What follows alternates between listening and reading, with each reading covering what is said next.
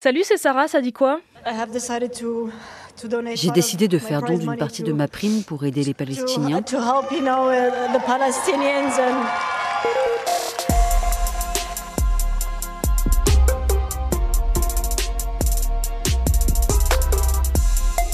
La dernière sportive en date à s'exprimer sur la guerre entre Israël et le Hamas, la joueuse de tennis tunisienne Ons Jabeur a fait cette annonce hier après avoir gagné le Masters de Cancun au Mexique. Je ne peux pas être heureuse de cette victoire avec ce qu'il se passe. Je suis désolée, on est censé être là pour le tennis, mais c'est tellement frustrant. Ce n'est pas un message politique, juste de l'humanité. Je veux la paix dans le monde, c'est tout. Et parmi les réactions à cette guerre, mes collègues de France Info ont annoncé ce genre d'infos à la radio. La Jordanie rappelle son ambassadeur en poste à Tel Aviv. Ce matin encore, c'est la Bolivie qui a annoncé rompre jusqu'à nouvel ordre toutes ses relations diplomatiques avec l'État hébreu. Le Chili et la Colombie rappellent leurs ambassadeurs dans l'État hébreu. Mais alors concrètement, elles changent quoi ces décisions de ces derniers jours? Quand vous comprenez pas, vous dites c'est pas faux.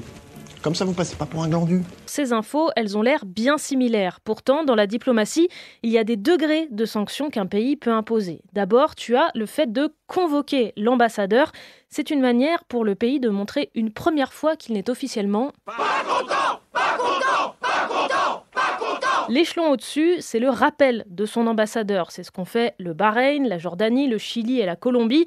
En gros, leur ambassadeur en Israël va rentrer pour une durée indéterminée et va pouvoir discuter avec le gouvernement de l'attitude à adopter pour la suite.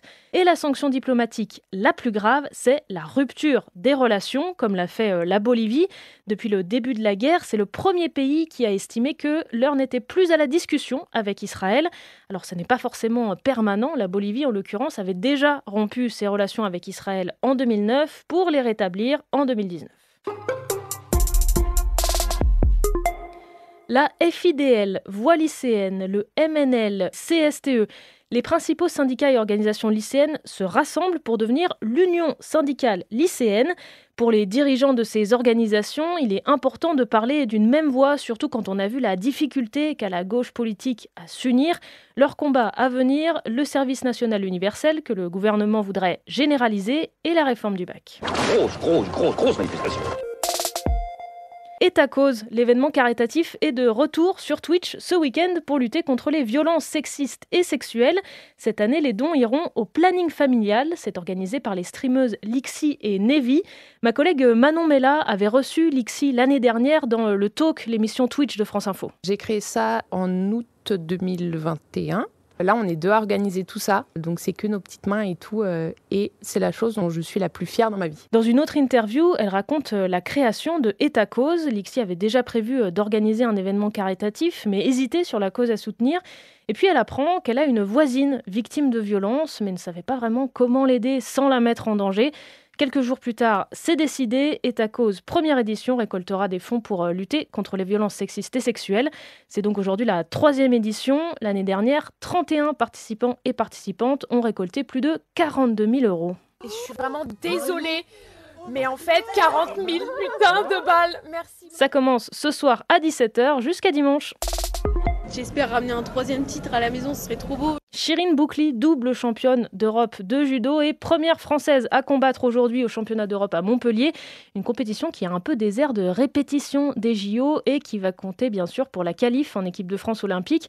La concurrence est rude chez les femmes. Christophe Massina est le responsable de l'équipe de France féminine de judo. C'est vraiment difficile parce que oui, c'est une équipe où il y a 2, parfois 3 athlètes dans une catégorie qui pourraient prétendre à une place de titulaire.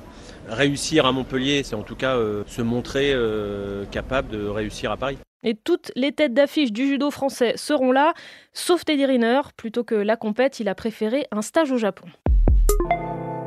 Car tu m'es cher, je ne compte pas, je ne compte plus. Odezen sort un projet un peu spécial aujourd'hui, un album acoustique Unplug que le groupe jouera pendant sa tournée cet été avec en première partie un jeune talent recruté via un concours. Je vais te laisser écouter ça, je te souhaite un bon week-end. Lundi, c'est Léo qui reprend les rênes de Ça dit quoi. Et moi, je te dis à très bientôt. C'était Sarah de France Info. Allez, ciao. Ça se bat mieux. Et les nuages qui scindent le ciel. En deux, le temps qui passe, ça n'a pas d'âge, ce n'est pas peu. y aura de quoi faire des histoires, faire des envieux.